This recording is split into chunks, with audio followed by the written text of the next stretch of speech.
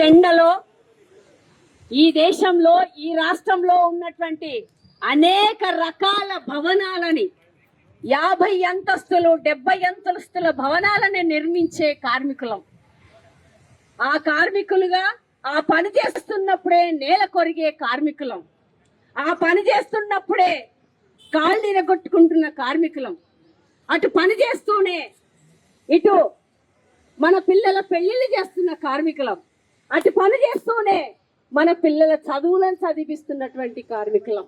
మనం ఎట్టి మనుషులం అంతకన్నా కాదు. శ్రమ చేస్తూ శ్రమకు తగిన ప్రతిఫలం ఇవ్వాలని కోరుతున్న వాళ్ళం. పని చేస్తూ కష్టపడుతూ మా జీవితాలను మరింత అభివృద్ధి పదంలోకి వెళ్ళాలి అని కోరుకుంటున్నటువంటి కార్మికులం. మన శ్రమతో ఈ ప్రపంచంలో పెద్ద పెద్ద రహదారులను నిర్మించేటువంటి కార్మికులం. మనం ఈ దేశంలో పెద్ద పెద్ద భవంతులు ముఖ్యమంత్రి ఉన్నటువంటి సెక్రటరీ కూడా కట్టినటువంటి కార్మికులం. అవునా కాదా? ఆ కార్మికులం ఈరోజు టియుసి ఆధ్వర్యంలో నిర్వహించిన పిలుపుకి మీరందరూ లేబర్ కమిషనర్ ఆఫీస్ దగ్గరికి వచ్చి మన సమస్యలు మన డిమాండ్స్ ఏం పరిష్కరించాలి, ఏం అన్యాయం జరుగుతుందో చెప్పడానికి మనం వచ్చాం. ఈరోజు భవన నిర్మాణ కార్మికులకు సంబంధించిన కన్స్ట్రక్షన్ యాక్ట్ ఏదైతే రూపొందించిండ్రో ఆ రూపొందించినటువంటి చట్టం ప్రకారం ఏ నిర్మాణం చేపడుతున్న వాళ్ళైనా బోర్డుకి తప్పనిసరిగా రాష్ట్రం అయితే రాష్ట్రం, దేశంలో అయితే దేశంలో ఆయా రాష్ట్రాలలో మీరు ఆ కన్స్ట్రక్షన్ వాళ్ళు సెస్ కట్టాలి. 2% సెస్ 1% సెస్ కట్టాలని, కోట్ల రూపాయలు కన్స్ట్రక్షన్ జరుగుతుంటే దానిలో సెస్ కట్టాలని కట్టించుకుంటున్నటువంటి బోర్డు. ఎందుకు ఇది వచ్చింది?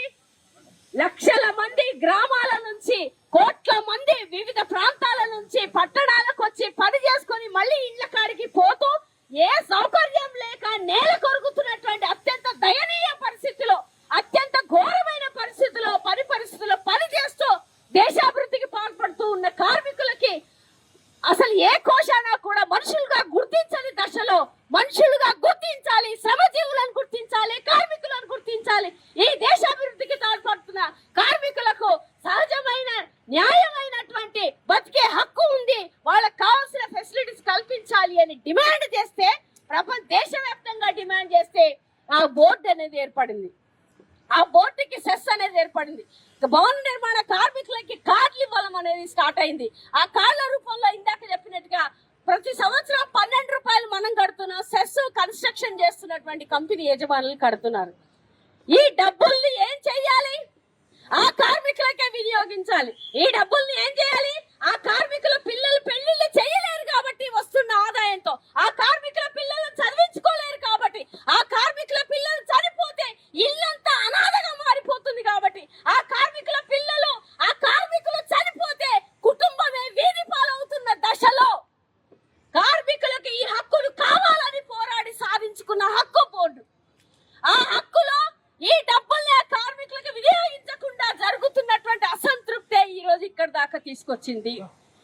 బోర్డు కింద కార్మికులు అప్లై చేసుకుంటే ఏ కోశానా కూడా ఒక్క క్లియరెన్స్ కూడా సరిగ్గా రాకుండా కింది స్థాయిలోనే రిజెక్షన్ తీసుకొస్తున్న పరిస్థితులు ఉన్నాయి. మేము కూడా యూనియన్ గా మేము చెప్తున్నాం, నువ్వు రిజెక్షన్ ఉంటే ఆ తీసుకునేటప్పుడే అక్కడే చూసి ఇవి లేవు అని చెప్పొచ్చు.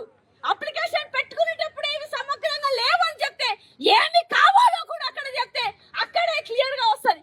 అక్కడ అన్ని చేసి వచ్చినాక నెలల తరబడి పెండింగ్ క్లెయిమ్లు పెట్టుకొని రిజెక్షన్ సంవత్సరం తర్వాత పంపిస్తే అప్పుడు ఏ రకంగా ఆ ప్రయోజనం కార్మికులకు అందుతుంది అనేది మనం ప్రశ్నించదలుచుకున్నాం.